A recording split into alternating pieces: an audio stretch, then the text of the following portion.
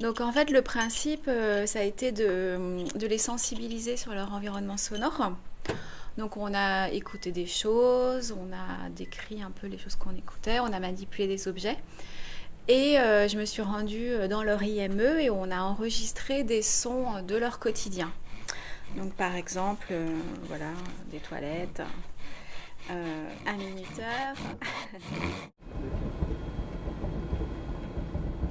Le son, c'est souvent un facteur voilà, de compréhension. En plus, on avait mis des images pour voilà, faciliter la communication. Donc, c'est vrai que le son, souvent, ils ont des sons préférés, on va dire. Donc, ils choisissent des sons. Donc là, c'est à nous aussi de leur faire découvrir d'autres sons.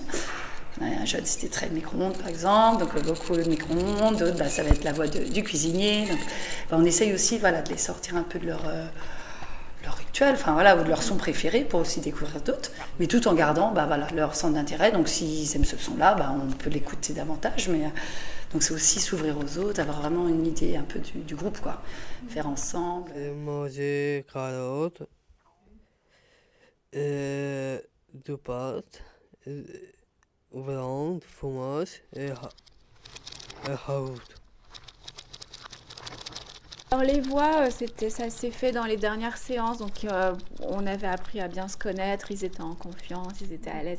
Il n'y a pas eu du tout de soucis, j'ai été d'ailleurs très impressionnée, ils m'ont raconté pas mal de choses, c'était chouette. C'est Gubia, c'est Tavae Konoyas. Ça va être écouté, c'est vraiment une ambiance massage, donc on veut vraiment une ambiance détendue, où il va y avoir sûrement des transats pour que voilà, les gens soient vraiment dans l'écoute, puissent fermer leurs yeux et entendre tous ces sons, du coup, qui vont être avec des enceintes, avec l'ordinateur. Et donc, c'est vrai que quand on ferme les yeux, on a vraiment l'impression de voyager à l'IME.